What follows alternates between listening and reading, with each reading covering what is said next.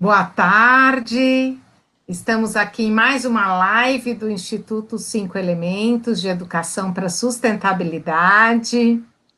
E a nossa live de hoje ela é muito especial, porque nós estamos trabalhando com ela desde o início desse mês de setembro e divulgamos muito o filme A História do Plástico, né? Um documentário de 1 hora e meia que foi lançado esse ano no Brasil. E a ideia desta live era para a gente né? Será para a gente comentar, para a gente conversar sobre o documentário A História do Plástico. Tá?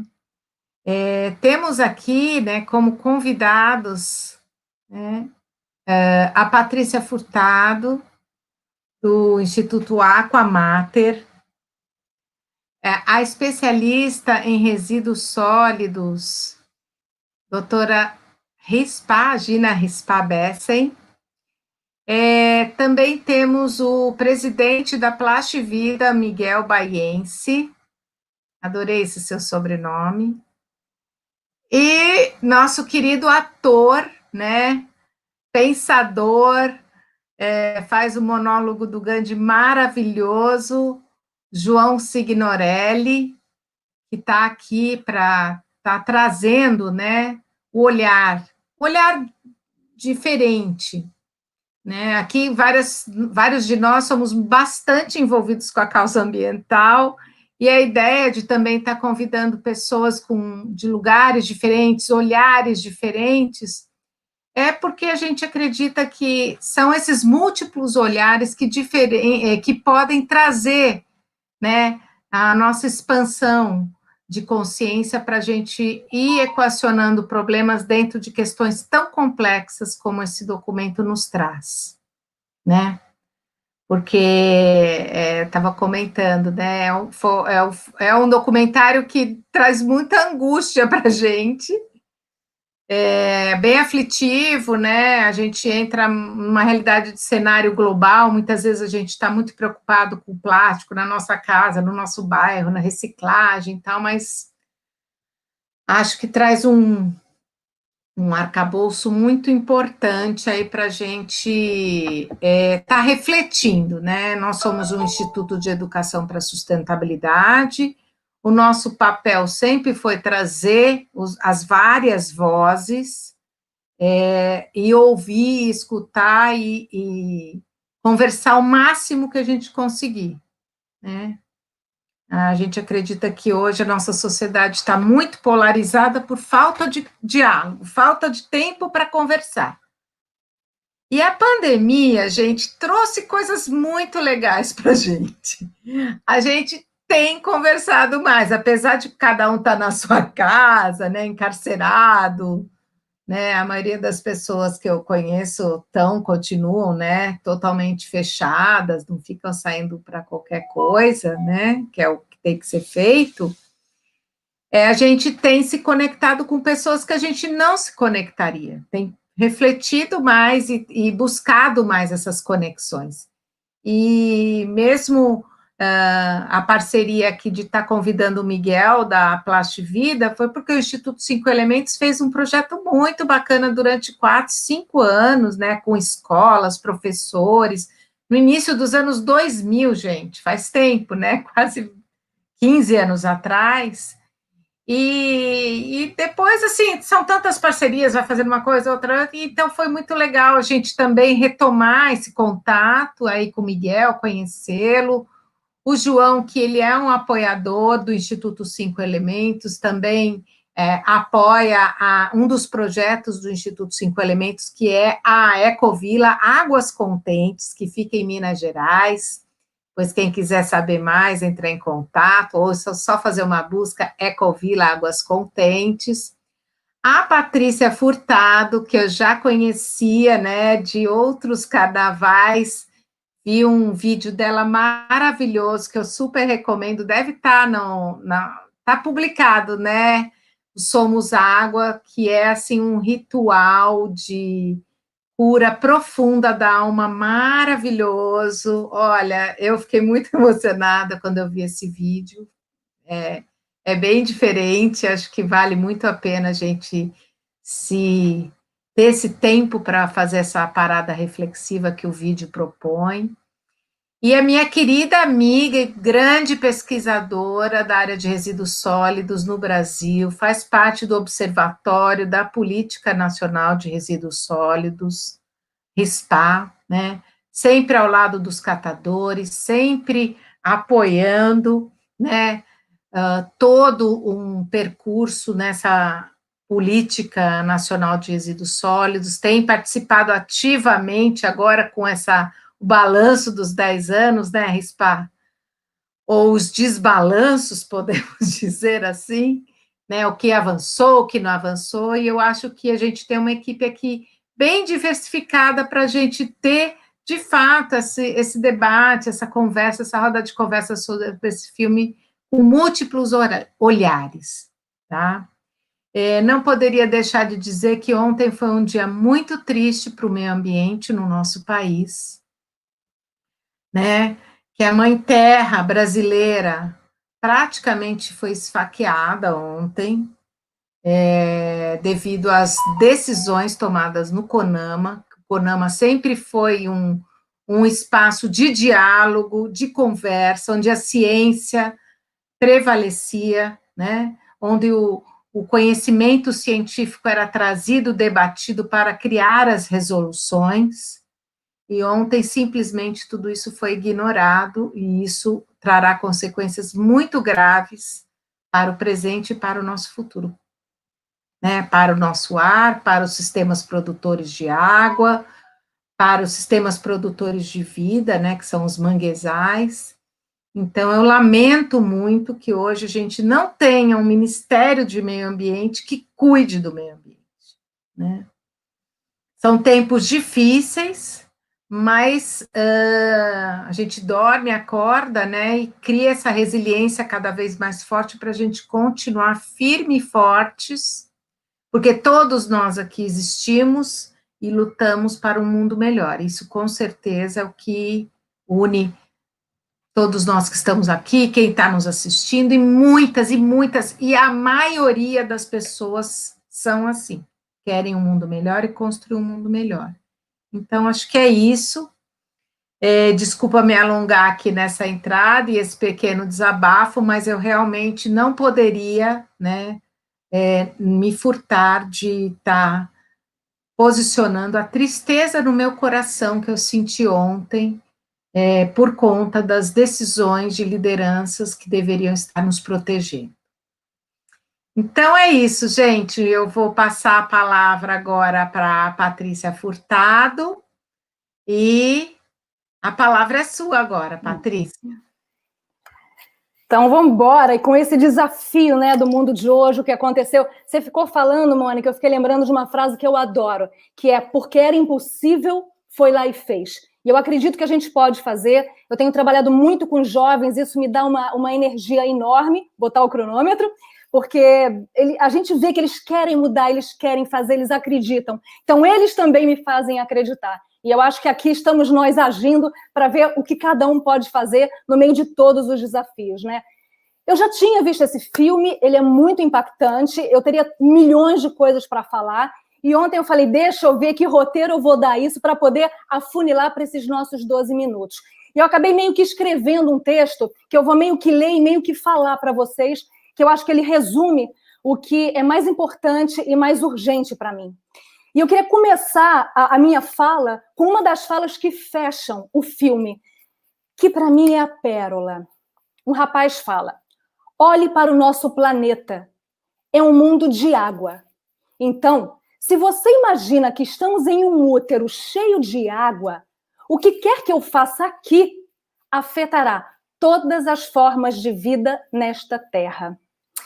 Então, eu queria um pouco convidar vocês a trazer a realidade do filme, essa coisa imensa, global, para si. Ou seja, se imaginando o que está acontecendo com o nosso planeta em relação ao plástico, como seria isso acontecendo dentro do nosso corpo, como se o planeta fosse o nosso corpo. Então, imaginem assim, as águas que correm em suas veias e artérias que preenchem as células invadidas de microplástico, né? Ou imaginando os pulmões, que mesmo se não fumarem, como a gente viu a menina do filme, falando que estão pretos, como se ela fosse uma fumante, porque o ar que atravessa os nossos pulmões é o mesmo, por exemplo, dependendo de onde você está, que sai das chaminés das usinas de incineração. E nós sabemos que 2/3 das nossas células são preenchidos de água, como do nosso corpo, como da parte viva do planeta Terra, a mesma proporção. E eu adoro, assim, Carl Sagan, o astrônomo, ele já dizia, né, que nós somos feitos da mesma matéria das estrelas, poeira estelar. E a ciência comprovou, dizendo que nós possuímos os mesmos tipos de átomo, 97%. Hidrogênio, nitrogênio, oxigênio, fósforo, enxofre. E uma coisa que sempre me comove é pensar que a água que compõe o nosso sangue, o plasma, possui as mesmas propriedades químicas da água do mar. Sal e íons, claro, mudam as proporções, mas em grande parte. E não seria exatamente uma metáfora, então, dizer que o mar corre nas nossas veias? E que todos os seres vivos, de certa forma, continuam sendo criaturas marinhas. Basta a gente pensar que o oceano é um ancestral que todos nós temos em comum. Ou seja, carregamos dentro de nós esse mar das nossas origens. E para estarmos em boa saúde e para continuarmos a gerar vida, precisamos do ar e da água despoluídos, como qualquer organismo vivo. E a nossa saúde depende diretamente da saúde dessa grande aeronave espacial onde todos os seres humanos vivem, né? O planeta Terra, que eu prefiro dizer planeta Água. Então, comprometer a saúde do planeta é comprometer a nossa saúde, a dos nossos filhos e das próximas gerações. E a gente já começou a pagar um preço muito alto por todas essas doenças que nós estamos causando nesse grande organismo vivo que habitamos. As emergências climáticas, elas estão aí e são a consequência do desequilíbrio ambiental que nós estamos gerando. É o nosso legado no antropoceno, né? E esse filme, para mim, ele mostra de modo extremamente didático qual o papel do plástico dentro desses desafios, né? E tudo que está ligado a essa indústria dos combustíveis fósseis e do mercado petroquímico. Quando o plástico surgiu, ele foi, sim, uma imensa conquista. E é indiscutível, né? Isso, a gente sabe que ele possibilita também uma série de benefícios. Campo da medicina e tantos outros que eu não vou nem citar aqui. Então, a questão não é discutir, para mim, sobre a maior ou menor importância. Mas o ponto é outro. Já ultrapassamos o limite. Não tem mais lugar para tanto plástico, nem em terra, nem em água, nem no ar. E a gente já sabe que não existe jogar fora. E o filme mostra para a gente muito claramente, né, nesses 15 anos, a gente gerou mais da metade do plástico presente no planeta. E nos conta como essa produção, aí é que, né, essa produção tende só a aumentar, aumentar, aumentar. Na contramão de tudo que a gente está fazendo para tornar o planeta mais vivível e sustentável. E tem uma coisa que me toca muito, é o mergulho, né? Eu faço apneia. Então, eu não vejo só o plástico que está flutuando na superfície ou chegando na areia, né, trazido pelas ondas. Eu vejo também o plástico depositado no fundo do mar. É desesperador, né? E recebo, através dos grupos, cotidianamente as imagens de baleias, golfinhos, tartarugas, tubarões, aves marinhas que morreram devido à ingestão do plástico. Morrem, às vezes, de inanição, porque estão com o estômago pesado, cheio e estão desnutridos. Tem baleia morrendo com 100 quilos de plástico no estômago. E aí eu falo, cara, você consegue se imaginar com várias sacolas ou pedaços de plástico no estômago? É pesado pensar nisso, né? E o filme foca, para mim, ele foca nessa ponta do iceberg, justamente para chamar a atenção que é o plástico sólido, visível, né? É esse que a gente pouco também consegue reciclar. Só que a gente não pode esquecer que ele é o pai do microplástico, das fibras sintéticas que habitam o invisível, que nossos olhos não veem. E a gente está ingerindo hoje, dizem, cerca de 1 cartão de crédito de plástico por semana. A gente tem microplástico já provado no intestino, nas fezes. Dizem que as fibras sintéticas já estão em todos os nossos órgãos, pulmão, cérebro. Não sei se já tem estudo, por exemplo, do microplástico ou fibras sintéticas no líquido amniótico de um ventre humano que está gerando uma vida. Eu não sei se, por exemplo, já tem bebê nascendo com microplástico absorvido do corpo da mãe. Não sei, mas me pergunto.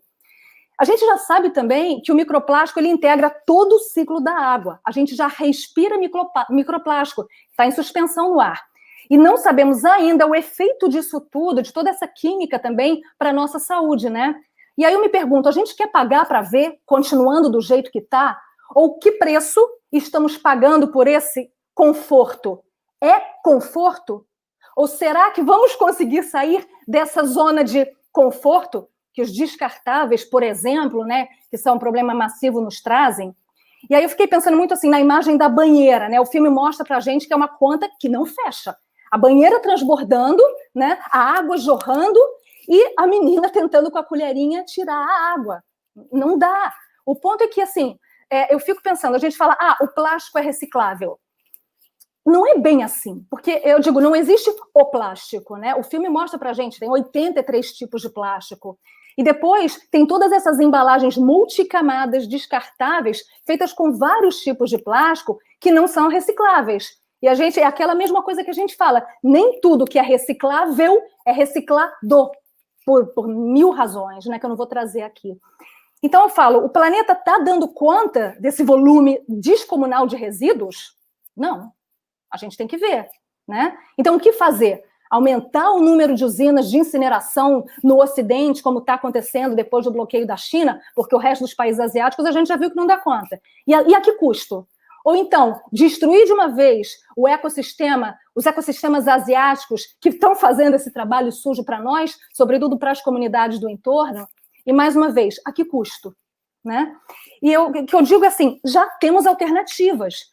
Falta, eu acho, vontade política, investimento para a gente escalar. Está cheio de startups, pequenas e médias empresas em vários países, inclusive no Brasil, produzindo bioplástico compostável a partir de matérias-primas não poluentes. Tem fazendas subaquáticas biossustentáveis produzindo embalagens descartáveis e até plástico filme com uma alga chamada kelp. Tem gente produzindo bioplástico compostável com cascas de crustáceos, camarão e lagostas que se comem, casca de ovo, né? Com as cascas, por exemplo, de outros produtos de origem vegetal, abacaxi, cana-de-açúcar, laranja, tomate, beterraba. Então, assim, é possível fazer bioplástico com várias outras fontes, até com desperdício de café ou o resto das frutas que é usado para fazer geleia. Tem sacolinha de plástico, de bioplástico, feita com mandioca, que é comestível. Tem canudos feitos com algas, que depois de 18 horas já foram compostáveis, né? Então, eu fico pensando, por que a gente não produz, assim, por que não produzimos o plástico necessário de origem petroquímica para aquilo que é, de fato, indispensável, para aquilo que ele é riqueza, né? E reciclando também com o que está depositado no planeta, o que é reciclável. E por que não começar a investir de verdade nessas tecnologias plástico zero, para que elas comecem a ganhar escala e serem mais acessíveis a todo mundo, como está acontecendo já com as renováveis, que no começo era um sonho. Hoje a gente já vê o poder disso, né? Então eu penso, ok, a gente tem que continuar sendo guiado pelos 3 R's, reduzir, reciclar, reutilizar. Mas tem tantos outros R's que eu acho que a gente tem que trazer para o nosso vocabulário prático, né? Repensar, recusar, regenerar. E, para mim, o conceito da regeneração, ele é dos mais inspiradores hoje. A palavra sustentabilidade, por exemplo, surgiu lá em 72, em Estocolmo, durante a conferência da ONU sobre o meio ambiente humano, né? Chamava assim. Solidificou com a Eco 92 no Rio de Janeiro. Mas entre esses anos 70, 90, a situação não era dramática como a de hoje, que a gente já não fala em mudanças climáticas, mas emergências climáticas, né? Então, assim, para mim, eu queria convidar vocês a olharem para todo esse sistema produtivo também através desse paradigma da regeneração e da cultura regenerativa. E eu pergunto assim, para mim o que eu estou fazendo hoje gera dinheiro, gerando saúde e vida? Ou gera dinheiro, gerando doença e morte? O que eu quero deixar? Eu sei que as mudanças estão acontecendo rápido demais. A gente cresceu educado para consumir mais e mais, de acordo com a lógica da economia linear. Só que a gente já tem muita informação de que é possível fazer a transição para uma economia circular. Agora tem a moda, né? A economia Donut, criada pela Kate Raworth, que é uma alternativa a esse crescimento a qualquer custo e que está alinhada com todos os ODSs e, por exemplo, agora já é adotada por Amsterdã durante a pandemia, exatamente para ajudar a economia a se reerguer com a crise. Ou seja, é possível lucrar gerando saúde e vida.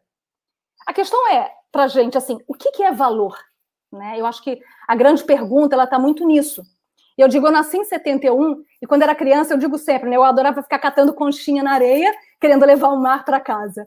Depois eu aprendi que não pode, né, que a gente não pode trazer as conchinhas com a gente, porque elas integram esse complexo e frágil ecossistema que a gente tem o dever de preservar. Só que hoje, quando eu vou à praia, eu estou coletando lixo.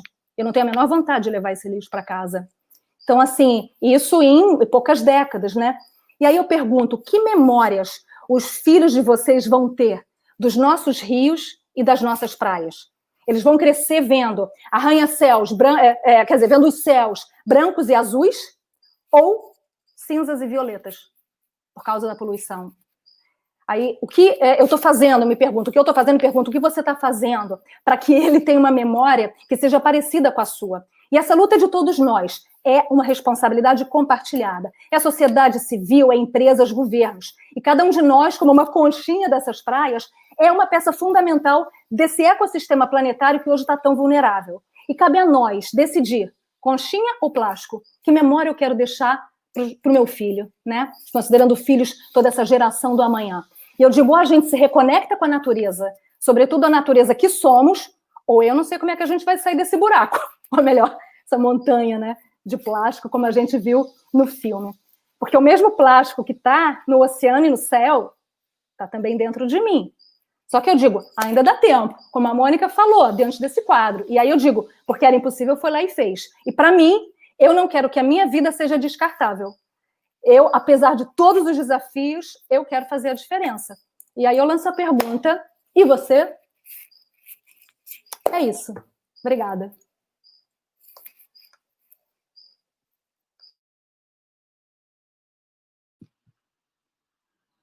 Microfone, Mônica.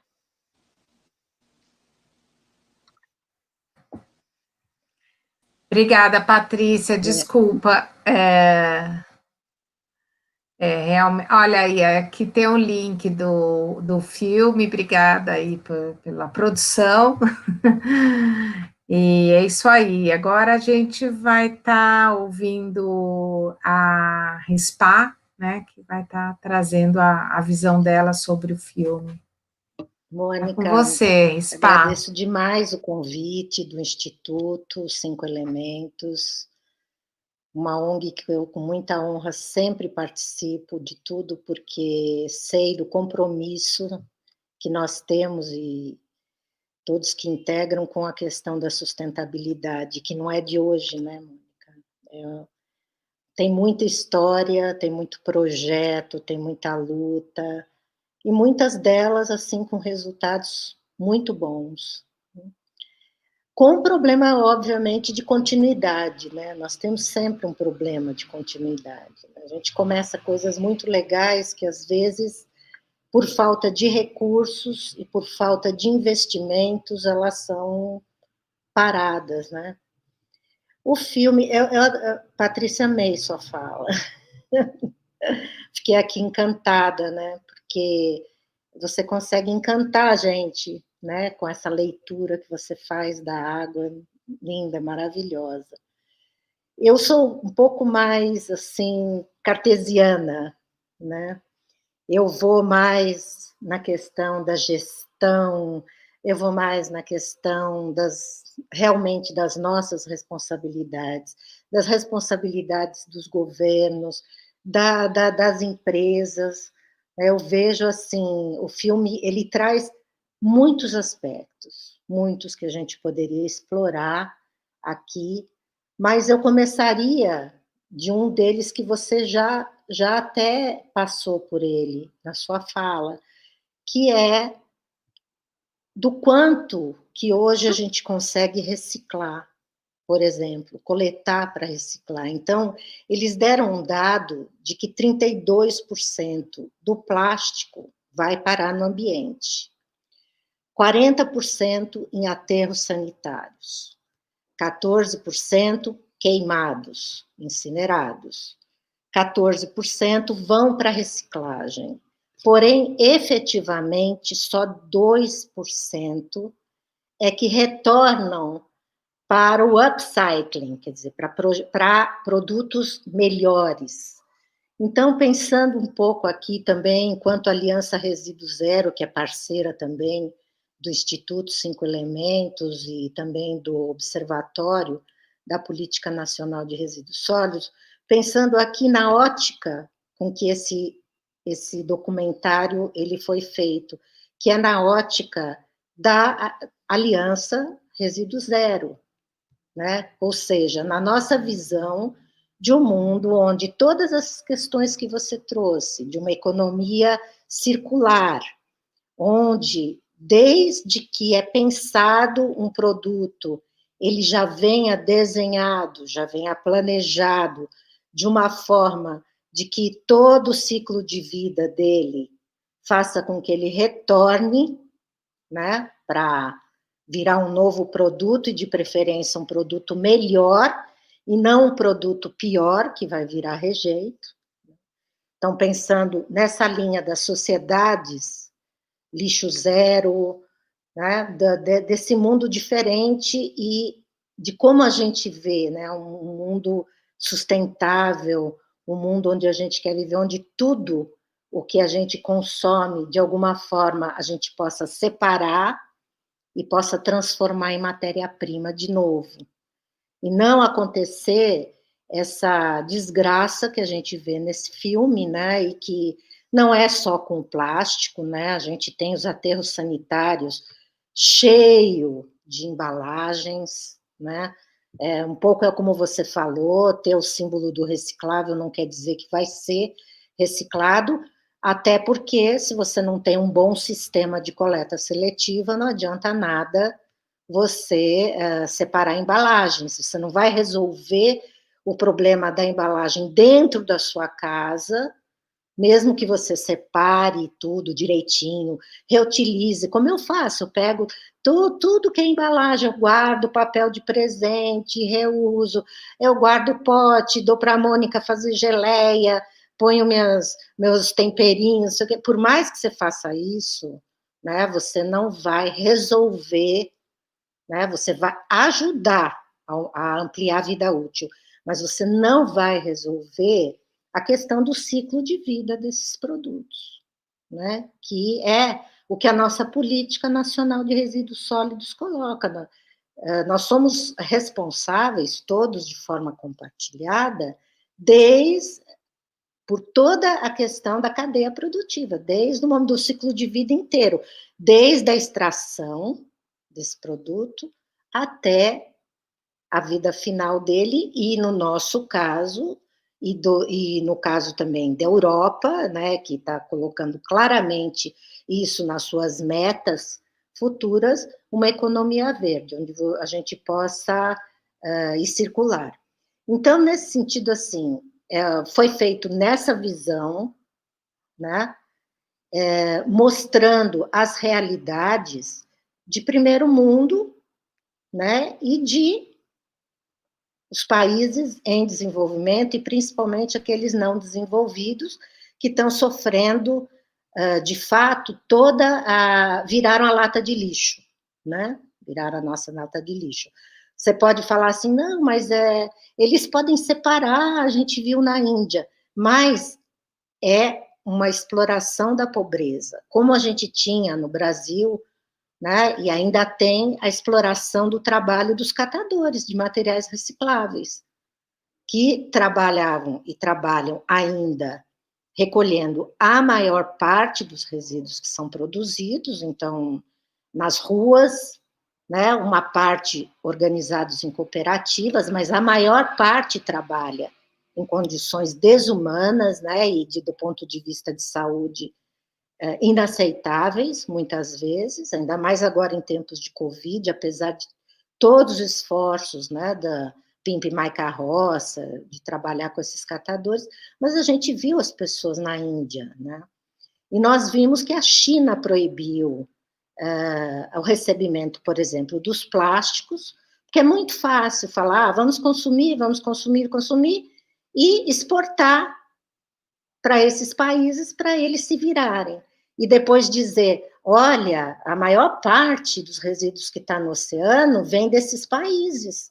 E culpabilizar esses países quando, na verdade, a maior parte foi levado para lá, né, dos países de primeiro mundo, que exportaram aquilo que são seus resíduos. Então, se a gente, num país desenvolvido, com todo o recurso que tem, não tem dinheiro para reciclar, imagina o plástico, imagina, então, esses países. Onde é que eles vão buscar recursos para isso?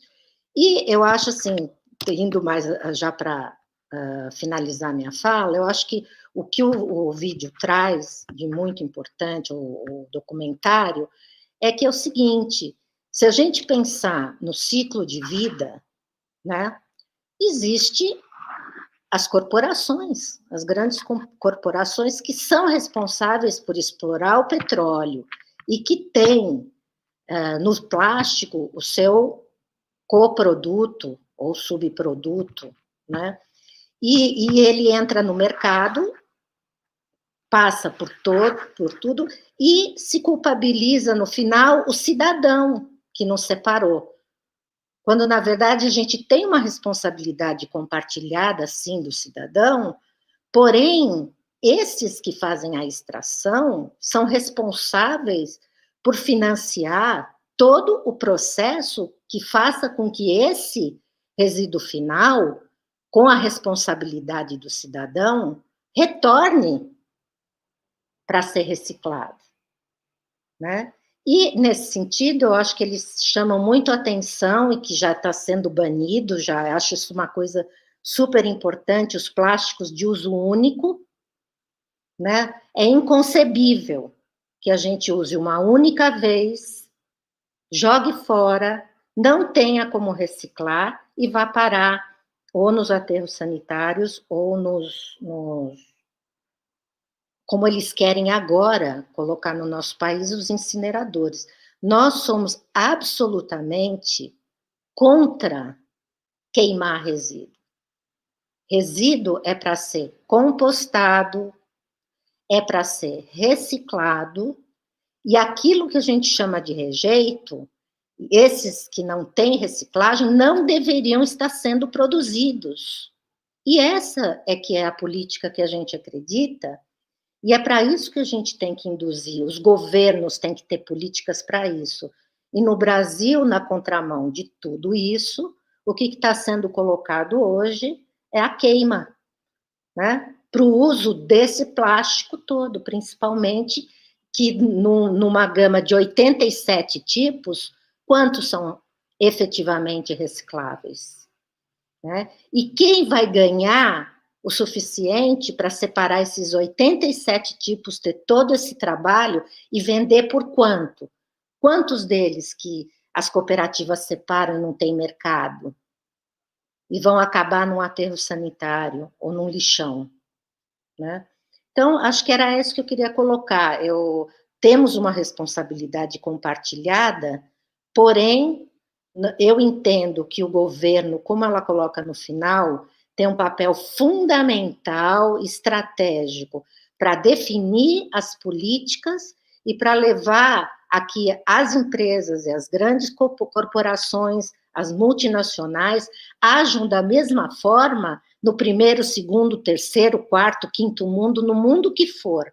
Pode colocar o nome que você quiser para esses países, mas elas têm que ter a ética e têm que ter os valores da sustentabilidade e tratar os seres humanos da mesma forma.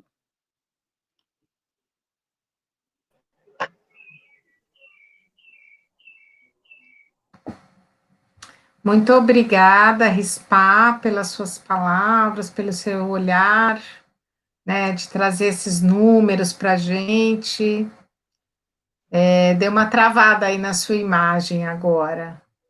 Para vocês também? A imagem dela travou? Ah, então tá bom. Daqui a pouco ela destrava. Destravou!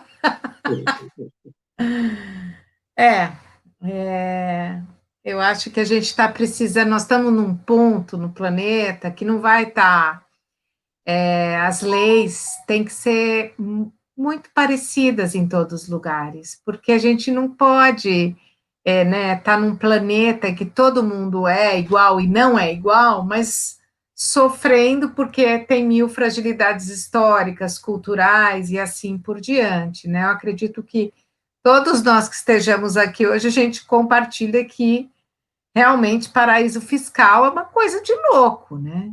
Assim como você tem um país que tem uma super legislação ambiental, a Alemanha, e outro, a Indonésia. Então, a gente sempre vai estar expurgando, né, os piores problemas para as culturas mais frágeis.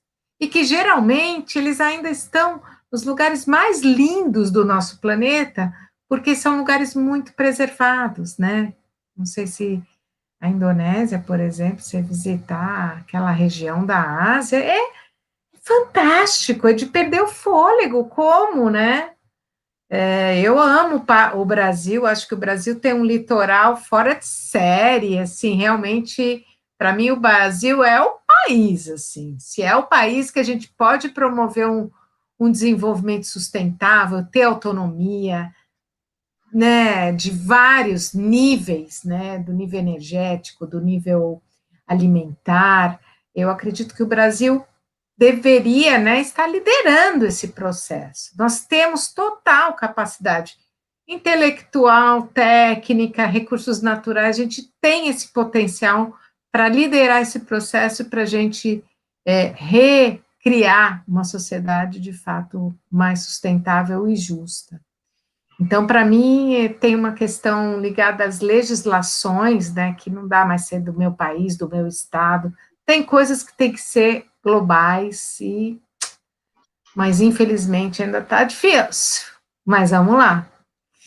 João, querido, agora a palavra está contigo. A natureza tem recursos suficientes para atender às nossas necessidades e às nossas carências, menos a ganância de alguns. Mahatma Gandhi.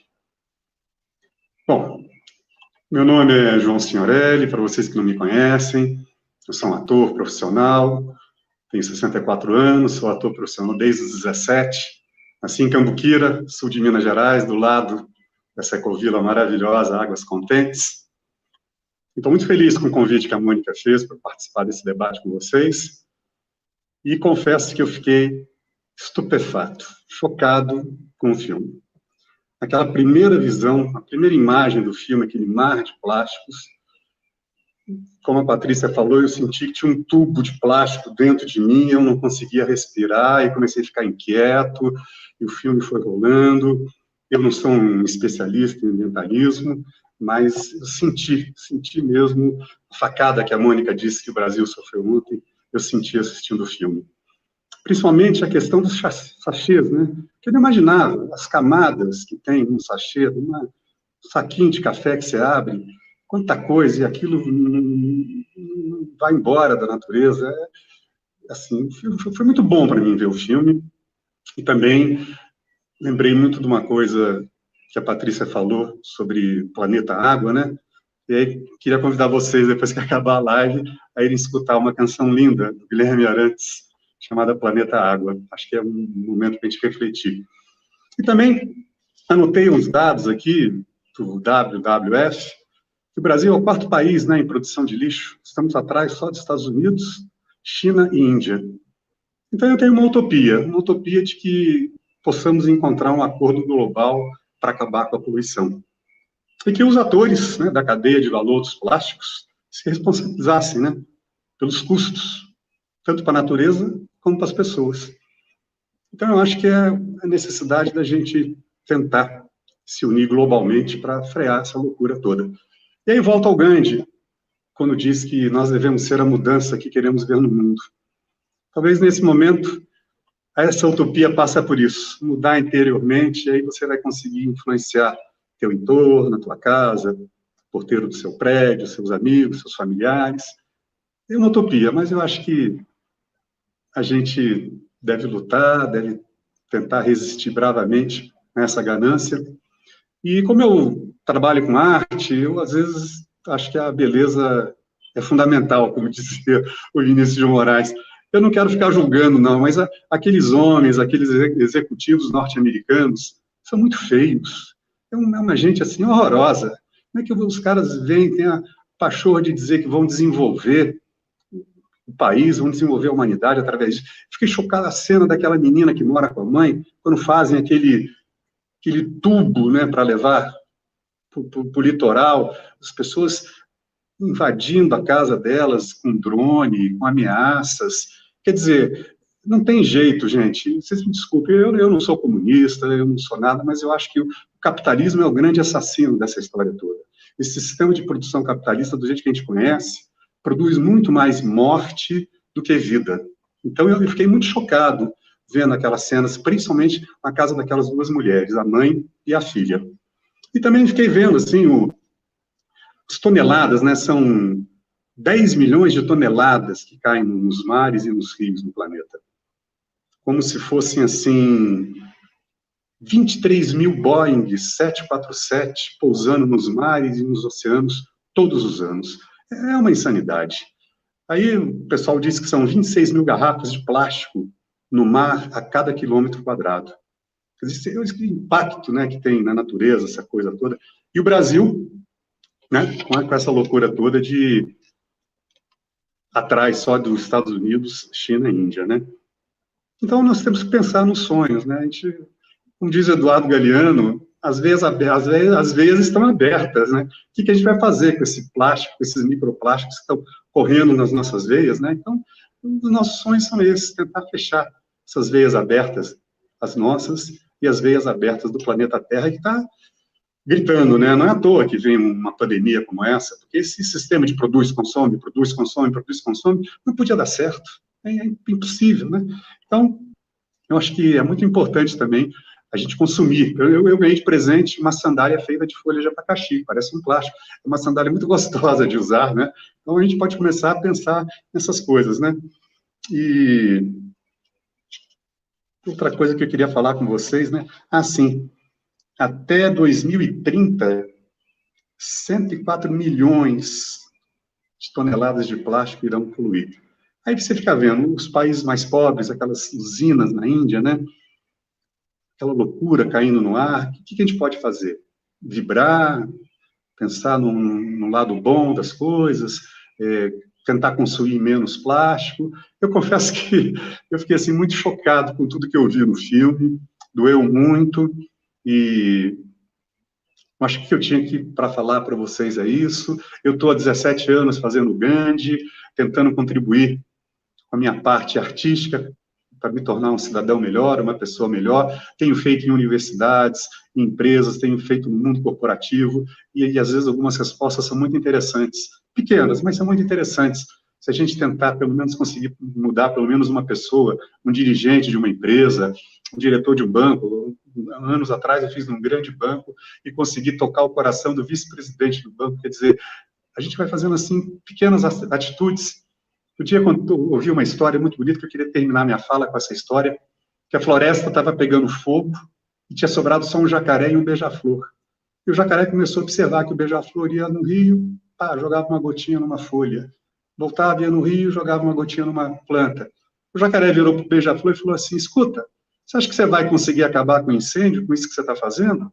O beija-flor respondeu: eu sei que eu não vou acabar com o incêndio, mas eu estou fazendo a minha parte.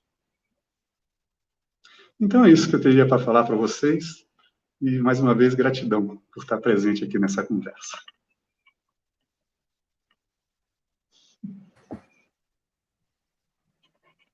Muito bom te ouvir, João, e lembrar sempre do nosso querido Gandhi, né?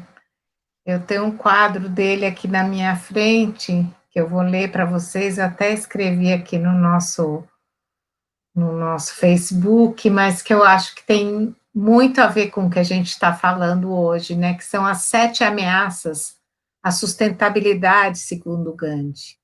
Riqueza sem trabalho. Prazer sem responsabilidade. Conhecimento sem valores. Negócios sem ética. ciência sem compromisso humanitário, religião sem altruísmo e política sem princípios. Né? Eu acho que isso aí orienta muito o rumo que a gente deveria estar dando a tudo nas nossas vidas, no nosso trabalho, na nossa comunidade, porque são as ameaças que estão, e eu acho que o documentário ele traz tudo isso aqui um pouco, sabe?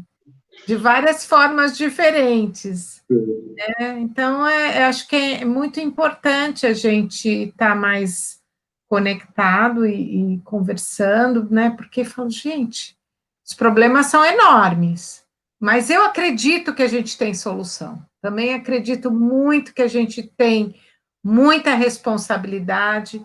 Acredito que o comportamento humano pode ser muito maleavelmente mudado através de argumentação, de cultura, de estabilidade, né? Porque essa semana até fiz uma atividade com vários professores que tinha que discutir o futuro, escrever sobre o futuro, ninguém conseguiu escrever nada. Estava todo mundo travado, porque está todo mundo tão inseguro, se sentindo tão ameaçado em vários aspectos, que essa instabilidade, essa incerteza, nos traz muita dificuldade, de fato, da gente respirar fundo e pensar e planejar o futuro, né? E sonhar, porque futuro é sonho, né? Então a gente está precisando criar um clima de mais harmonia e, e produtividade, soluções para a gente criar um mundo melhor. Bom, queria agora convidar o Miguel Baiense para estar falando aí sobre o filme, né? É com você, Miguel. Mônica, obrigado pela oportunidade de estar aqui presente, falar um pouco sobre a visão da indústria. Muito difícil falar em 12 minutos sobre um vídeo, um filme de 1h40, em que, de repente, a indústria é extremamente atacada e, por determinados momentos, eu que faço parte dela, não entendi qual a indústria que estava até sendo atacada ali, um contexto amplo, mas eu concordo com a fala final aí do João, de que se cada um fizer o seu trabalho, o seu papel, sem dúvida, a sociedade passa para um patamar extremamente positivo do ponto de vista de preservação ambiental, de geração de recursos, de renda, de riquezas, de qualidade de vida e assim por diante. Mas o vídeo ele termina me trazendo algumas reflexões. A primeira delas, e eu estou aqui para falar sobre ele, foi assim que eu fui convidado, como conversar sobre os plásticos ou as indústrias se ela não faz parte do vídeo? Em que momento a indústria poderia ter participado, não com falas, spots, retiradas até em termos de contexto, e não tenho nenhuma procuração para defender os americanos ou quem quer que seja aqui, mas assim, a minha análise crítica nos primeiros pontos é exatamente como é que a gente... Vou dar um exemplo aqui muito claro que me marcou nesse processo de assistir o vídeo, que fala sobre a incineração. Eu entendo que existem diversos pontos de vista sobre ela, e não estou aqui dizendo que tem que haver incineração para solucionar o problema da presença dos plásticos, porque nós da indústria também não queremos o plástico ali. Isso é talvez o único ponto que nesse momento a gente se encontra 100%, né, dos pensamentos. Mas quando você pega um contexto em que, por exemplo, o presidente da ACC falava, era uma publicidade da ACC, que é a Associação dos Produtos Químicos dos Estados Unidos, falava sobre a recuperação energética. E ele falava que isso gerava energia, etc. Eu não estou aqui, de novo, qualificando se isso é correto, se é ruim, mas eu defendo aí um ponto de vista teu, Mônica, de que as leis devem ser as mesmas em todos os lugares, porque com segurança nos Estados Unidos as emissões decorrentes de um processo como esse são muito mais amenas, muito mais tranquilas e seguras, né, do que o que acontece na Índia com o incinerador. Então, de repente, a gente está falando sobre recuperação energética num cenário de um país em que existe uma discussão ambiental muito mais intensa do ponto de vista de regulação, e, de novo, não estou dizendo que é perfeito, não é isso. E, de repente, se corta para um incinerador na Índia que me assusta, de fato. Como tivemos em São Paulo, havia um incinerador ali na Vergueiro, para quem conhece São Paulo, né? E ali, na verdade, é um negócio que queima tudo, qualquer coisa. O plástico está presente, o resíduo orgânico está ali no meio. todo material, seja vidro, alumínio, que não foi separado para recicláveis, compostáveis, está ali no meio, sem o menor controle. E aí há uma fala de um cidadão, agora não me recordo se ele é um cidadão ou se ele trabalha no processo, mas ele não é, por exemplo, do poder público, que não esteve em momento nenhum no vídeo também. E ele fala que 2.000 toneladas por dia, alguma coisa assim, entra naquele incinerador por debaixo do pano, sem ninguém saber de onde vem, o que é, para onde vai. É isso que, na minha opinião, nós primeiro precisamos combater. A gente precisa entender de uma forma muito mais qualificada por que esse processo acontece.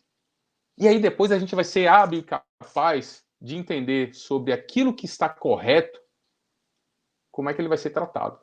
Se aquela é a melhor forma, se não é, se ela concorre com a reciclagem mecânica, se não concorre, se ela tira o emprego de quem trabalha em cooperativas. A gente já viu a Gina aqui falando sobre as condições são péssimas, né? A gente tinha orgulho, entre aspas, de dizer, e eu coloco entre aspas porque hoje a gente olha para trás e não pode mais dizer isso. Ah, eu estou na praia, no Guarujá, ou qualquer lugar aqui em Salvador, eu estou em Salvador, baiense não é à toa, eu sou baiano, e aí eu largo a minha latinha de cerveja, e antes dela cair no chão, alguém pega, e nós temos orgulho de reciclar 99% das latas de alumínio no nosso país. Desculpe, isso está errado. Isso está errado, não tem nada a ver com alumínio.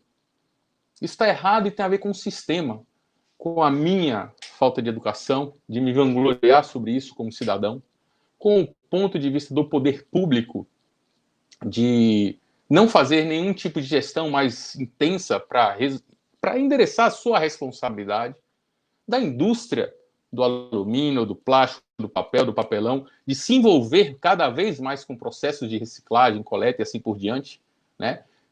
Da imprensa, de falar sobre o processo de forma mais menos parcial ou imparcial. Esse é o ponto, né?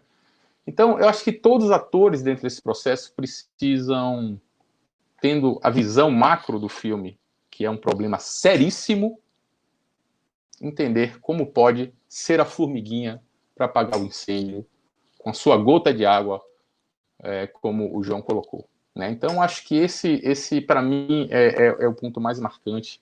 A gente, no momento em que a indústria aparece com um olhar muito mais, no vídeo, com um olhar muito mais propositivo em termos de ação, que é a aliança para o final do lixo dos plásticos, né?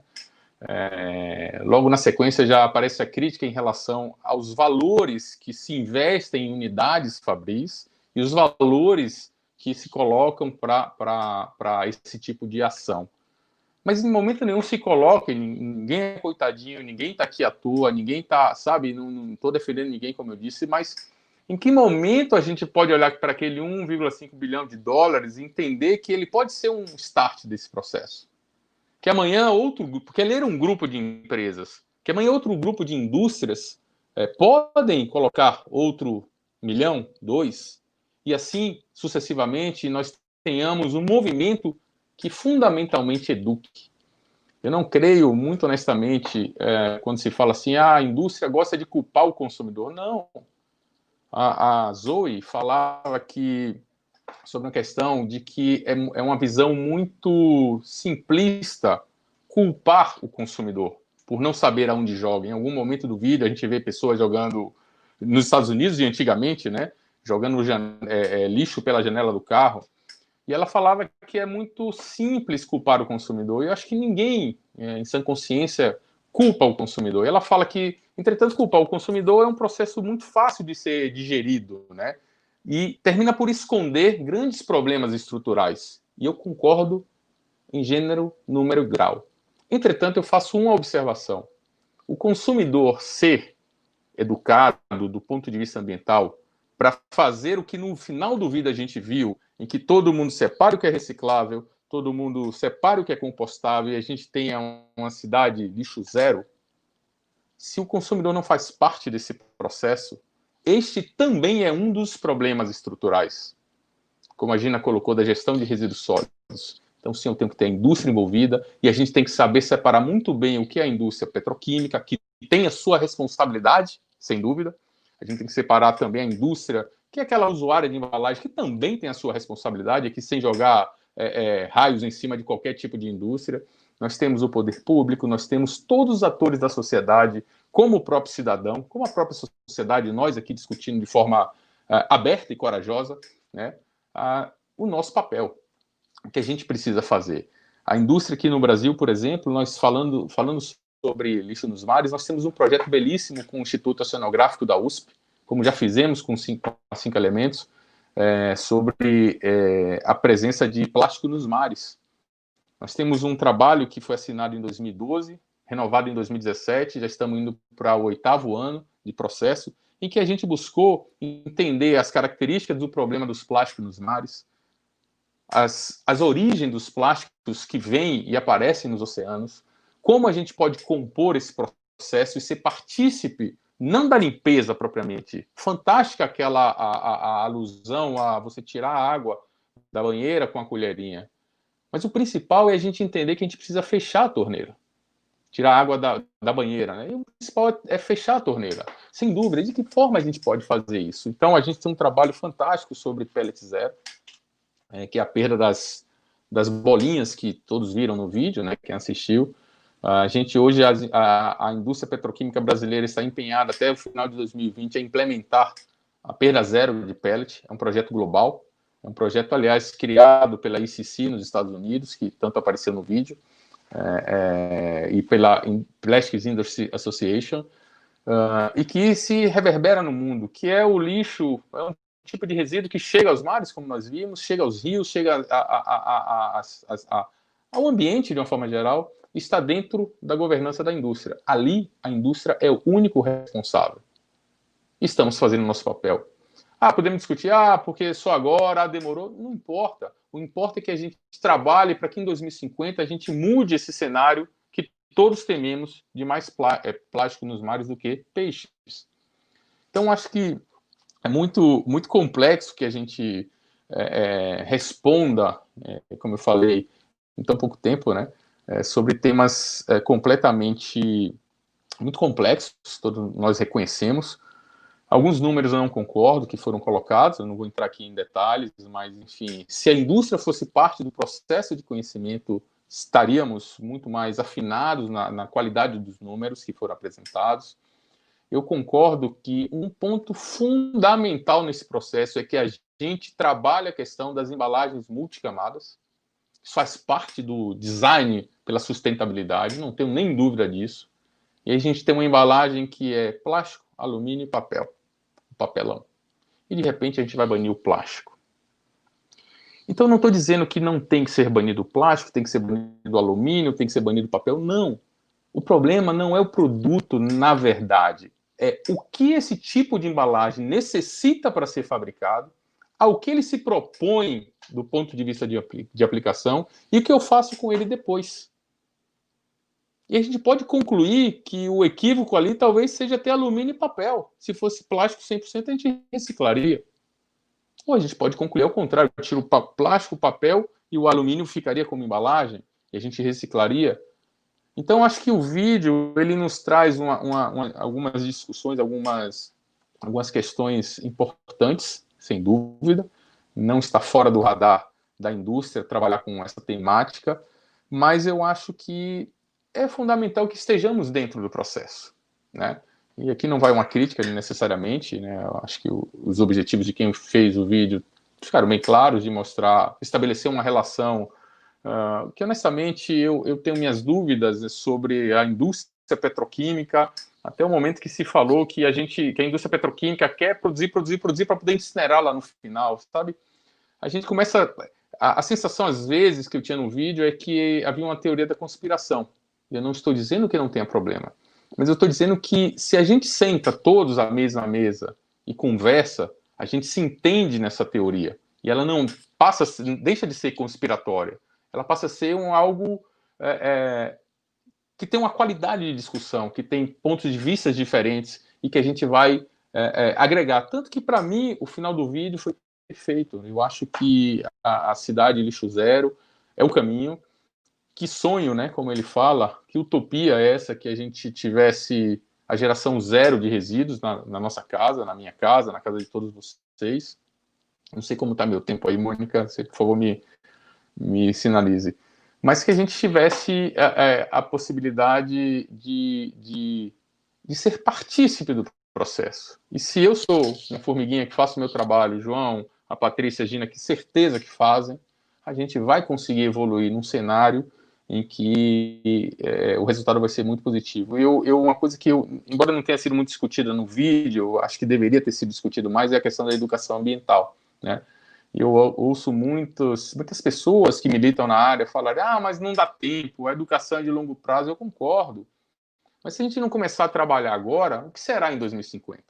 Né? Porque eu quero dizer o seguinte, vamos banir todos os plásticos e qual vai ser o produto que vai ser mais presente nos mares em 2050 do que os peixes?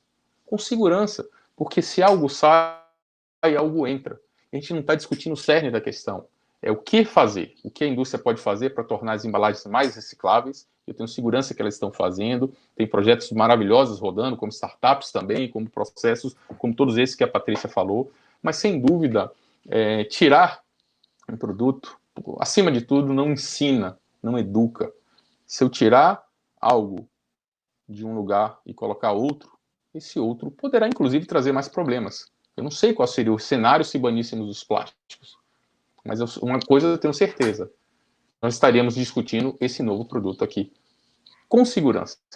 Então, eu acho assim, minha visão crítica a esse vídeo era no sentido de que a indústria, em momentos como esse, deve ser sempre partícipe.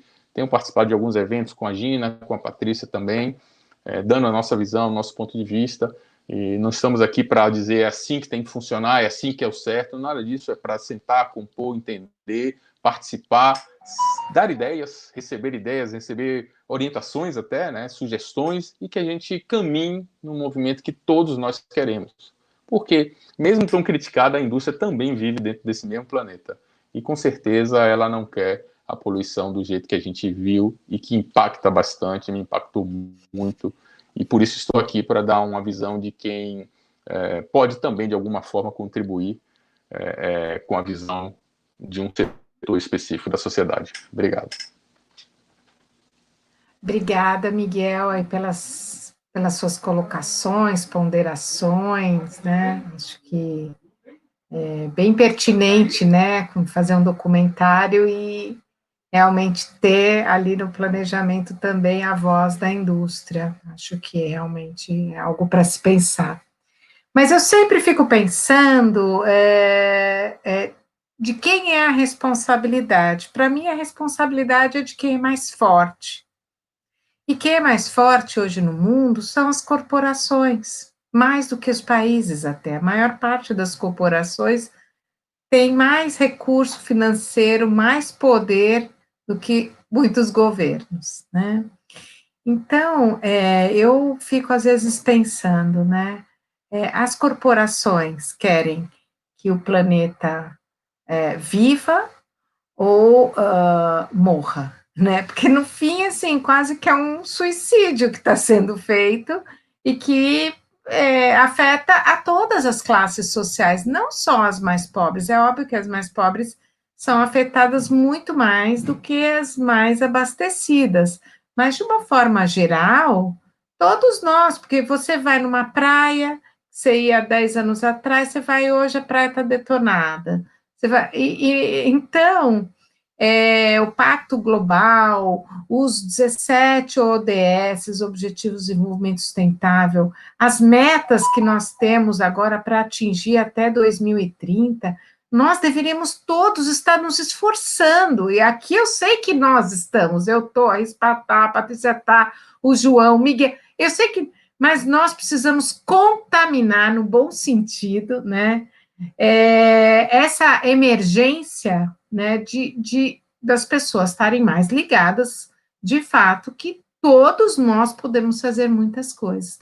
E quanto à educação ambiental, é óbvio que a educação sempre é médio e longo prazo, mas a gente poderia dar uma super acelerada com muitos veículos de comunicação, né, com boas propagandas que fazem a gente pensar, refletir, e não ficar dando receita de bolo, né? Porque a ideia A gente a nossa consciência, ela tem que ser ampliada.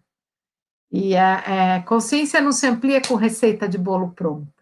Você pode dar os ingredientes, alguns ingredientes, e sempre falar, olha, eu faço desse jeito, mas você pode fazer de outro. Porque se algo tem de interessante no ser humano, é o processo criativo.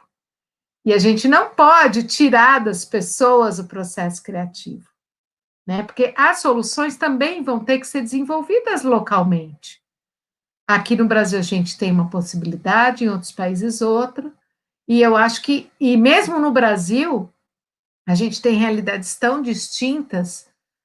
Agora, voltando a falar sobre a responsabilidade do papel da indústria, para mim, o dia que se cria uma indústria de produção de plástico para embalagens, deveria ter a outra indústria sendo criada para a reciclagem dessas embalagens. E o problema na minha opinião, é esse: a gente tem indústria que produz plástico virgem, né, de primeira linha de embalagens, e nós não temos parques industriais de reciclagem que respondam à demanda. Então, tudo isso vai acabar indo para os aterros. Os aterros estão lotados. Então vamos queimar. Então, eu acho que o papel da indústria, a responsabilidade vai produzir? Quanto vai produzir? Legal. E vai reciclar onde, quando e como, por quê? Né? Como vai ser feito esse círculo, né, econômico virtuoso para que, de fato, a gente garanta que o catador não chegue as embalagens na cooperativa e mande tudo para o aterro, porque é isso que acontece. Chegar lá, esse plástico não é possível reciclar, esse também não, esse também não. Então, junta tudo, vai tudo para o aterro. Então, a gente separou, né? Só que plástico são 7 famílias, nem todas são recicláveis. E também acho que tem uma questão importante que a gente não pode perder de vista, que é a descartabilidade. Eu acho que isso aí realmente a gente deveria ter embalagens, se é descartável, que sejam de fácil decomposição, sem influenciar o pH do solo, nem da água. Ou seja, é uma coisa difícil, né? Que aí a gente tem que ter os biólogos, os químicos, todo mundo trabalhando e pensando nisso. Porque a solução, gente, tem que ser construída por todos nós, né? Acho que a Patrícia colocou uma pergunta agora, acho que é para o Miguel, não sei se pode colocar novamente. Agora sim, a ideia é a gente abrir um pouquinho a palavra e todo mundo está falando um pouco mais. O investimento na indústria da reciclagem é urgente, é muito desproporcional o investimento em plástico em relação a reciclar. É isso que eu estava falando, né? Nós não temos dúvidas de que o investimento na indústria de reciclagem, eu estou falando da reciclagem como um todo, é urgente, né? E eu não falo só dos investimentos em plásticos, enfim, acho que a indústria como um todo, a gente vive hoje uma forte discussão sobre a Política Nacional de Resíduos Sólidos, né? A gente começa a discutir. Uma coisa que eu discordei do vídeo, aliás, é a linha do tempo, né? Todo mundo fala assim, não, 10 anos atrás era limpo, eu não concordo. 10 anos atrás era sujo também, era um pouquinho menos sujo, vamos dizer assim, né? Talvez há 20 anos atrás, 25 anos atrás, aí sim eu conseguia ir na praia da Pedra do Sal aqui em Salvador e de fato era bem limpo, né? Eu conseguia tomar banho no rio que desaguava, o riozinho que desaguava ali quando eu era criança, tem muito tempo, né? Não que eu seja muito velho, mas enfim. Mas eu acho que a gente precisa, sim, ser partícipe desse processo. Olha, hoje a gente entra em qualquer loja de construção, em São Paulo, aqui em Salvador, enfim, em grandes centros, e nos pequenos, se não tiver, vai ter, e você consegue comprar diversos materiais usados na construção civil feitos de plástico reciclado. Esse é um fato. A gente precisa saber dar escala a isso. E é um setor que, para dar escala, a gente precisa de uma segregação adequada, né? Por exemplo, em São Paulo, a gente fez um projeto bacana com a rede de supermercados, muito importante, em que a gente instalou alguns PEVs, foram 5 lojas de uma rede de supermercado, em que a gente colocou para separar o EPS, o isopor. Enquanto a gente ouve que o EPS isopor não é reciclável, hoje, se você entrar em qualquer dessas lojas, você compra rodapé, guarda-corpo, você compra batente, tudo com EPS reciclado. E você olha, é um produto de extrema qualidade e que não deve nada ao produto virgem. Esse tipo de investimento, acho que é a Patrícia que fez a pergunta, ela não deve somente ser na própria atividade, propriamente, né, mas também na divulgação desses tipos de ações. Então, enquanto aquela rede de supermercado se posicionava para dizer assim, eu vou proibir, a gente foi e realizou um trabalho de educação ambiental, né? E agora a gente consegue destinar para reciclagem esse material. Que bom que a gente consiga dar escala a isso. Esse havia um investimento na indústria, na preparação, na conscientização, para que todos sejam partícipes do processo. Minha grande crítica ao vídeo é isso. Ele não permite, não que a gente vá ter um vídeo mostrando caso a caso, não é isso. Mas ele também não permite uma visão geral do que esse setor faz. Grandes marcas e usuários que apareceram ali têm parcerias fantásticas com a petroquímica aqui no Brasil para colocar produtos com embalagens recicladas. Talvez a gente devesse dar mais escala a esse conhecimento, concordo. Né? Como é que a gente faz isso num processo mais claro, que todos percebam e valorizem isso? E aí a gente possa focar naquilo que de fato não é reciclável. Pô, como resolver agora o que não é reciclável? Porque o que é reciclável está dando certo. E precisa ter escala, precisa crescer, precisa ampliar. E a gente termina não vendo processos como esse e ficando com a visão de que, poxa, vai tudo parar. Está errado falar que o plástico só pode ser reciclado uma vez, como no vídeo. Isso não é verdade. Isso não é verdade. É só isso que eu tenho a dizer. Não é verdade. Então, o ponto é que a gente não consegue coletar o plástico uma única vez para fazer a reciclagem. Mas se eu conseguisse coletar 1, 2, 3, 4, 5, ele seria reciclado todas essas 5 vezes. E agora a gente vai sentar e pensar como fazer um produto de melhor qualidade. Sim, precisamos evoluir enquanto indústria para chegar a um nível de produto que atenda às demandas da sociedade. Entendeu? Então, a discussão ela precisa ser, como a Mônica falou agora no final, envolver todos os atores para que a gente consiga um cenário mais claro e todos percebam que eu tenho a clareza do que aflige a quem milita no meio do meio ambiente, no meio do governo, para que vocês também que militam nessa área entendam o ponto de vista da indústria, que a gente consiga casar os pontos de vista para evoluirmos, né? É uma evolução, na verdade, né? Patrícia? Só uma coisa que eu vi passando aqui de comentário, eu acho que foi a Nomara Expedições, que estava falando, eu não sei se tem essa informação no site deles, eu não fui buscar, se a falta de participação de atores da indústria no filme é porque não foram convidados ou não aceitaram. Isso seria curioso a gente ter como informação também. Mas o que me vem forte, assim, além de toda a discussão em termos do incentivo à reciclagem, acho que o que o filme também traz muito claro é que a água continua jorrando, né? Eu acho que é isso que a gente tem que pensar diante das alternativas dessa conta, porque além de, ok, vamos reciclar, vamos fazer todo esse possível, por que continuar extraindo e fazendo mais plástico se há essas outras alternativas? Como tentar incentivar isso, né? Só para não, acho que para a gente não perder de vista esse ponto, né? Continua sendo feito. Eu queria falar também. Posso falar? Fala, Rispa. Não, o que eu queria falar sobre a pergunta é que, assim, as leituras que a gente faz têm a ver muito com as nossas crenças e valores, né? Então, no sentido contrário, né, do que você, Miguel, colocou nesse filme, que foi a sua pauta, a gente olhando o Plano Nacional de Resíduos Sólidos que está sendo apresentado para o Brasil, a gente vê que é uma leitura só de um lado, de um setor, que é do setor empresarial, e que não tem a leitura da sociedade civil sobre o que a gente deseja para o Brasil e para a gestão de resíduos sólidos. Então, fica claro nesse plano uma isenção total de responsabilidade das empresas com relação a esses resíduos, tanto que a meta que é colocada é que se atinja 20%, ou seja, 100% do que é reciclável em 2040 só. E outra questão muito séria também é que não se fala de compostagem, não tem uma palavra sobre compostagem. Como é que vai ser isso? Como é que a gente vai trabalhar a questão da compostagem em escala? Né? Só tem uma grande preocupação com a recuperação energética, e aí claramente, né, colocado em termos de incineração, que é uma questão que nós da sociedade civil absolutamente somos contra.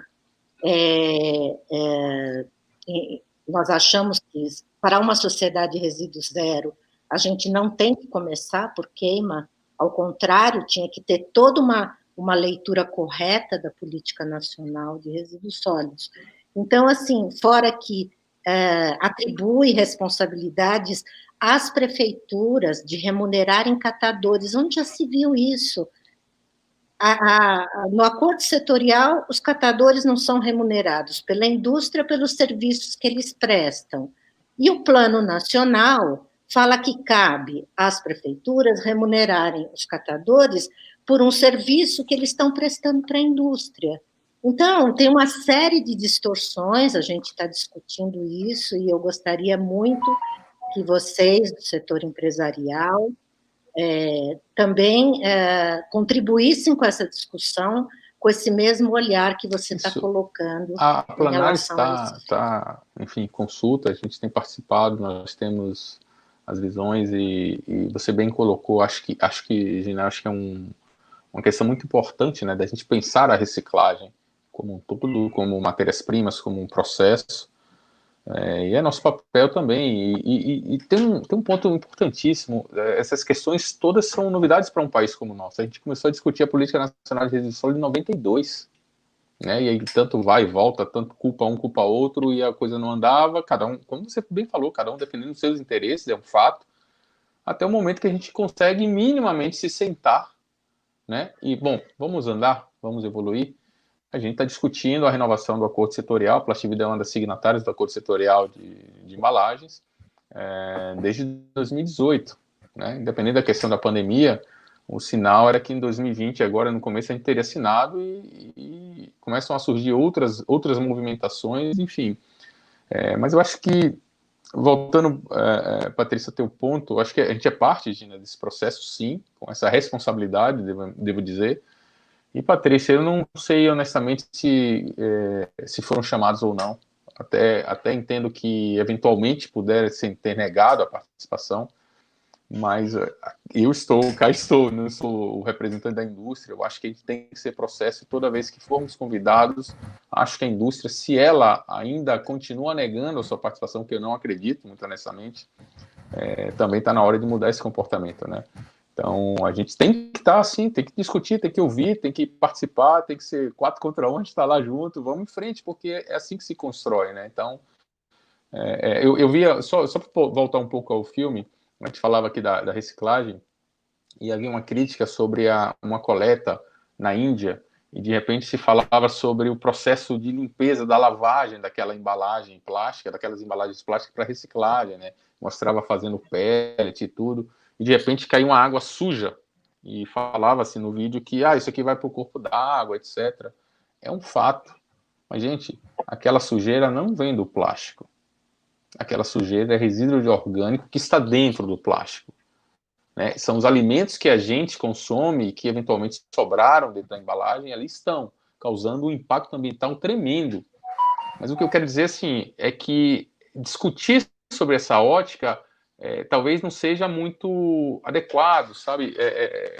A gente precisa ouvir as partes para participar desse processo e ter uma visão muito mais clara, porque se fosse outra matéria-prima, biodegradável, que é uma alternativa que apareceu e que polui mais que tudo, se fosse uma alternativa biodegradável, talvez esse impacto também continuasse existindo. A questão da compostagem é que o Brasil simplesmente não tem uma usina de compostagem, né? Quem vai instalar uma usina de compostagem aqui? E hoje, se a gente instalar, é para compostar 60% de resíduo, que é o resíduo orgânico que está no nosso aterro sanitário. Então, tem uma série de questões que a gente precisa evoluir e chegar a um consenso, a um entendimento que seja benéfico a todos.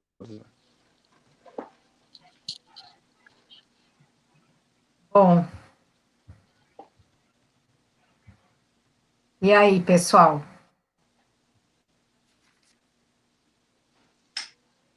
João quer falar um pouco? Eu estava pensando aqui, essa usina de compostagem, Miguel, ela seria feita por quem? Pelo governo, por um pool de indústria? Quem poderia fazer isso? Hoje a gente tem no Brasil o que se chama de biodigestores, né? Então, muito ligado também ao agronegócio, né? Então, a geração de adubos ali dentro dos processos. Então, na verdade, termina sendo imagina uma grande lona fechada de plástico, normalmente plástico PVC, e ali dentro você gera uma quantidade tal até de energia, né, por meio do metano, porque o processo de biodegradação ele pode ser aeróbio ou anaeróbio. Se ele for anaeróbio, ele emite CO2. Se ele for aeróbio, se ele for anaeróbio, ele emite metano. Então, você biodegradar sem controle pode causar algum impacto. Você tem que ter um controle que é dentro dessa usina de compostagem para que você colete esses gases, eventualmente possa usar até como energia e que gere o adubo. Agora, o que a gente está falando sobre gestão de resíduos sólidos urbanos como forma de tratamento, aí a indústria pode investir, né, se ela entender que ali tem uma forma adequada de retorno. A gente também não pode esconder que a indústria existe para ter retorno, né? O poder público pode fazê-lo, né? E a gente confunde muito o que é reciclagem, o que é biodegradação. E a gente, de repente, coloca a biodegradação como uma grande solução. Não. A biodegradação, eu sempre falo que ela é a forma de tratar qualquer resíduo ao final da sua vida útil, João, que seja biodegradável. A reciclagem é uma forma de tratar qualquer resíduo que seja reciclável ao final da sua vida útil. Então, basicamente, são dois processos de tratamento de lixo. Um com características de biodegradação, outro com características de reciclagem, né? No caso específico do plástico, se ele é reciclável, ele não necessariamente é biodegradável, no caso 100% dos casos. Agora, a indústria do papel, por exemplo, o papel pode ser biodegradável ou pode ser reciclado, né? Então, ele pode ser trabalhado nas duas frentes. Agora, é um fato que hoje o nosso país não tem, são usinas caras, ainda não existe uma viabilidade, porque quando você pensa em forma de tratamento de resíduo, eu entendo que você precisa ter bem solucionado, bem endereçado, caminhando de uma forma muito adequada, a coleta da matéria-prima dessas duas indústrias, que é o lixo, que sai da minha casa, né? Então, o cidadão tem que ser partícipe do processo, o poder público tem que ser partícipe do processo, a indústria com envolvimento na logística reversa também tem que ser partícipe do processo, para que você garanta que essa indústria vai ter matéria-prima, né? Então, acho que é um processo de evolução que, infelizmente, ainda não existe no Brasil, como não existe também o tratamento de resíduos para a recuperação energética, né? Enfim, que é uma das alternativas, há muita crítica a ele. Acho que se ele for feito de uma forma mais adequada, mais correta, acho que pode ser uma forma de ser tratado o lixo, mas existem, como eu falei, críticas, mas eu acho que é um dos caminhos, né? Você não tem uma solução, você tem um mosaico de soluções, a gente ouve falar muito isso nesses debates, né? É um mosaico de soluções e cada uma com a sua eficiência, cada um com seus resultados, cada um enfim, com a qualidade que lhe é peculiar, mas uma condição é fundamental, que todos sejam envolvidos, sejam partícipes desse processo. Bom, eu queria fazer uma complementação, Miguel. Por favor. Assim, bem como educadora, né, que é a parte que me cabe. Lixo é algo que não serve para nada. E resíduo é algo que serve para alguma coisa. E quando nós separamos os resíduos, o lixo na nossa casa, a gente acaba transformando o lixo em resíduo. É o primeiro passo, né, de que todos nós deveríamos estar participando. Gostaria também de lembrar que no Brasil, um pouquinho até mais, 51%, 52% de todo o resíduo que sai da nossa casa poderia ser compostado, né? Eu, por exemplo, na minha casa, eu tenho um minhocário e os restos de alimentos crus, borra de café, casca de ovo, são todos compostados pela minhoca, e o que sai do meu minhocário vai para o jardim, para vasos e assim por diante. Então, o consumidor ele tem que ter uma consciência maior possível para que a gente separe e já tente resolver o que dá para reutilizar, o que dá para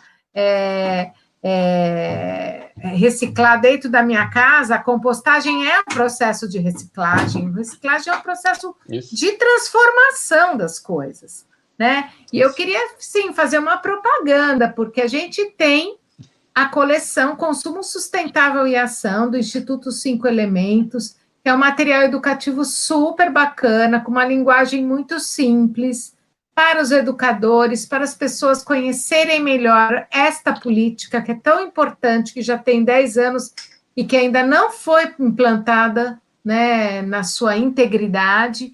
E a gente pede, né, para que as pessoas, a gente reduziu o custo dela, está R$60, com o valor da entrega já para a sua casa pelo Brasil todo.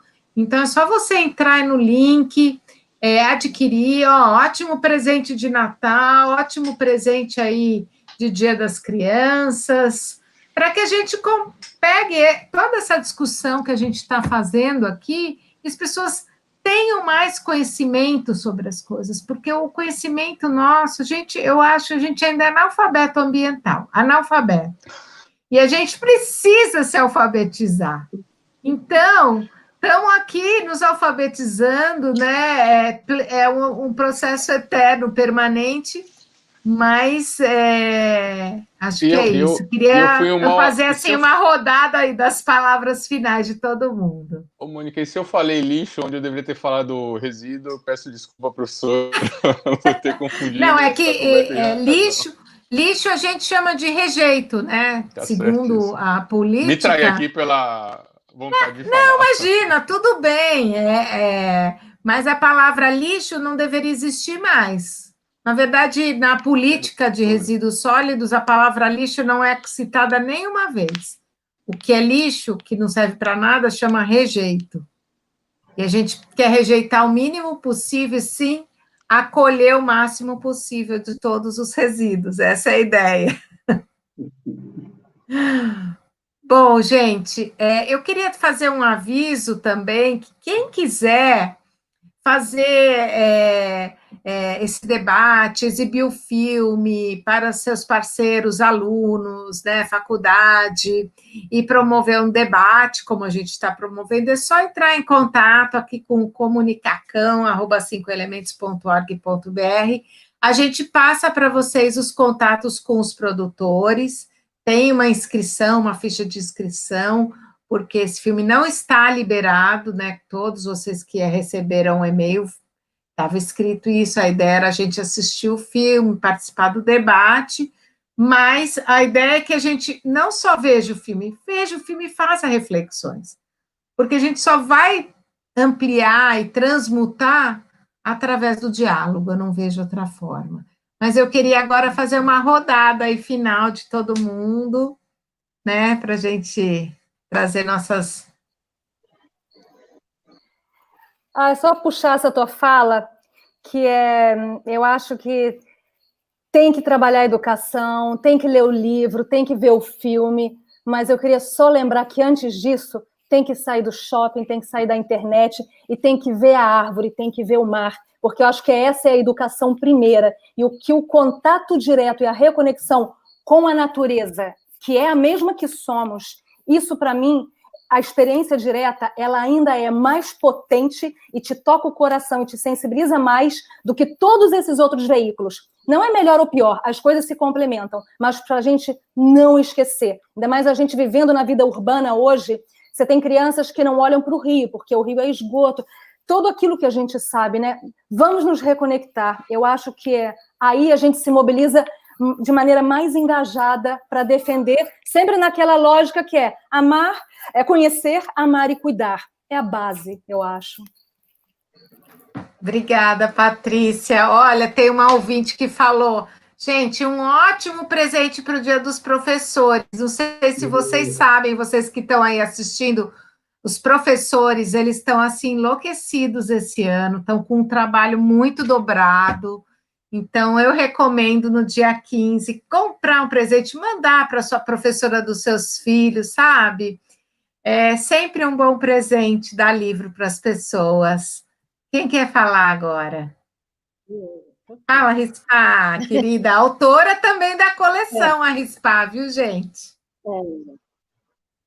Então, assim, o que eu queria dizer é o seguinte, que eu acho que a questão não é culpabilizar, mas é responsabilizar. Responsabilizar, para mim, é diferente de culpabilizar, completamente diferente. Então, é inaceitável que depois de 10 anos que a gente tem uma política nacional de resíduos sólidos, as nossas taxas de compostagem seja menos do que 1% de compostagem e 3% de reciclagem. Então, isso dói, né? Dói para todos nós que acreditamos, que construímos a política nacional, que batalhamos para colocá-la em pé. E aí eu vou ter que dizer realmente a minha posição, né? Eu acho que falta a responsabilidade estendida do produtor. Eu acho que o acordo setorial, que é esse modelo que foi feito no Brasil, esse acordo não funciona.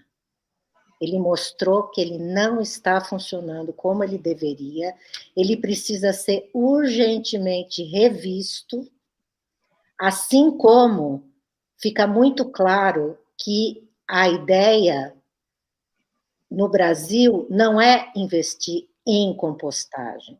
A ideia é investir muito dinheiro sem que o cidadão saiba o preço que ele vai pagar pelo custo de queimar resíduos e ainda gerar impactos altamente negativos.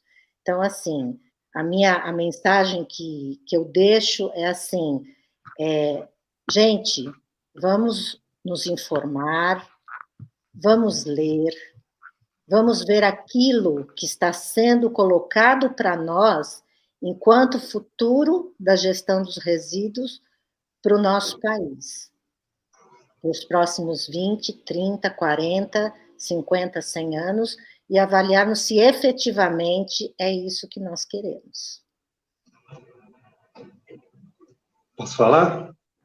Pode, João. Antes de você falar, eu queria agradecer muito ao Alan Dubner e a Patrícia Otero, que estão aí sempre nos apoiando, tá? Uma salva de palmas aí, super obrigada por estar aí por detrás do nosso estúdio, acompanhando, né? E cuidando de nós 5 aqui na frente, nossa super retaguarda. Fala, João, é com você a palavra.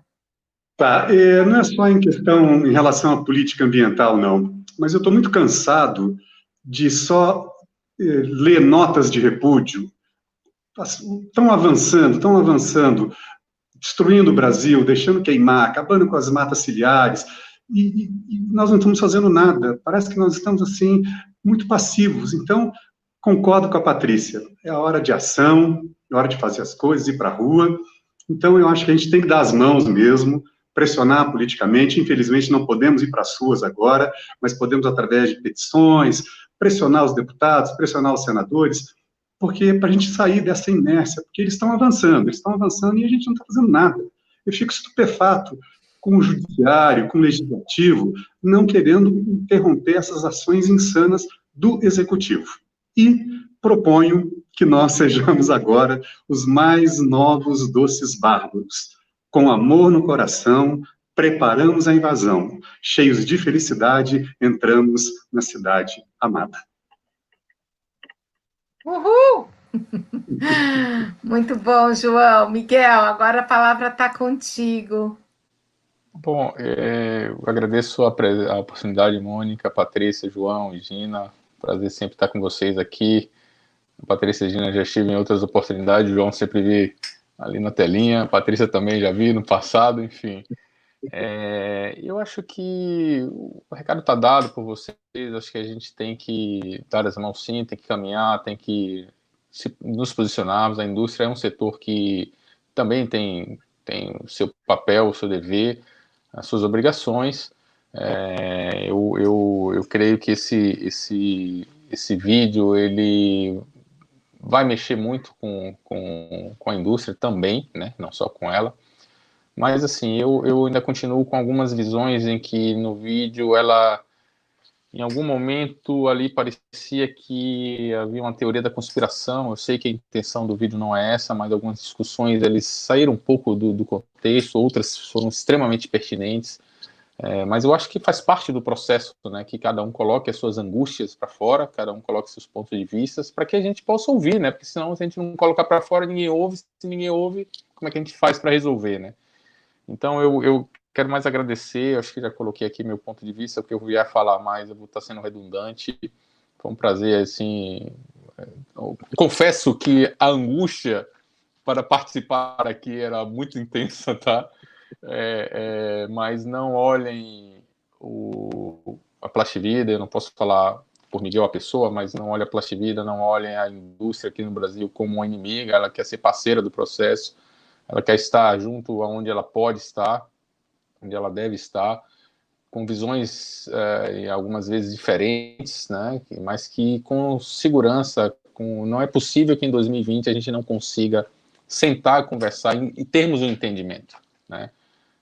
Então, acho que esse é o recado que eu deixo, enfim, falando aqui como representante do setor que foi convidado. A gente faz os nossos papéis, nós trabalhamos, nós temos projetos fantásticos. Eu vi aqui alguma pergunta sobre um trabalho de EPS, de isopor, sobre reciclagem. A gente é parceiro, procurem a Plastivida, plastivida.org.br também, fazendo a propaganda. Temos projetos fantásticos de educação ambiental aqui com o CEL, o Centro de Ensino Unificado de São Paulo, de educação ambiental, formação de professores. Então, projetos fantásticos. Como aquele que desenhamos lá atrás, ainda não era eu à frente da Plastivida, hoje eu estou, mas com as próprias 5 elementos, então que a gente possa eventualmente, até, Mônica, retomar esse bate-papo aí para a gente evoluir numa parceria interessante. Então, obrigado. Fiquem bem. Com certeza. Gente, eu queria mais uma vez agradecer aí o Alan Dubner e a Patrícia Otero, que estão aí cuidando da gente. Falar que eu estou muito feliz da gente ter feito essa live hoje. Eu fui curadora do Cineclube Socioambiental por muitos anos, eu aprendi muito com documentário, eu acho que filme, documentário é algo que a gente tem que ver quase todos os dias, né? E tem muita coisa muito interessante no circuito alternativo para a gente trazer como peças assim de educação, de transformação de cabeça e assim por diante. E queria agradecer muito, né, a presença da Patrícia Furtado, do João Signorelli, da Gina Rispado, Miguel Baiense, tá? Por a gente poder hoje à tarde ter um final de tarde gostoso, porque eu confesso que ontem foi um dia muito triste para mim, mas hoje graças a vocês e a gente ter conseguido tantas pessoas assistirem, participarem aqui da nossa live, me sinto mais abastecida para a gente continuar esse trabalho, né, de educação para a resistência, né, nem para a sustentabilidade atualmente. E eu acho, João, que a gente tem feito muitas coisas para o positivo, né? Talvez não apareça tanto, né? A desgraça é sempre a manchete do jornal, mas eu sei que a gente tem hoje uma rede, como se a gente tivesse um formigueiro gigante a 1000 construindo a sustentabilidade do nosso planeta. Basta ter um pouco de visibilidade, um pouco de recurso financeiro, políticas públicas que realmente apoiem, editais, fundos, para a gente realmente ter a indústria da reciclagem, parque industrial da reciclagem de norte a sul, que a gente só tem no sul e sudeste. Ou seja, são muitos desafios, mas eu acredito que a gente tem tudo para construir, ainda mais o nosso país, que é uma potência, que é o país da biodiversidade. Quem tem biodiversidade tem um futuro garantido. se cuidar, né, da biodiversidade. Eu queria agradecer aí também todos os internautas, vários aí já falando que compraram a coleção Consumo Sustentável e Ação, e eu agradeço, gente, realmente foi muito bom hoje, espero que vocês tenham gostado, se sentido abastecidos, né, a gente terminar uma reunião dessa aberta e sair, puxa, que legal, pude participar, ajudar, contribuir, que acho que a angústia, a ideia da live era para tirar um pouco das nossas angústias, mas é isso, muito obrigada mesmo, gente, valeu, até mais. Tchau, tchau, obrigado.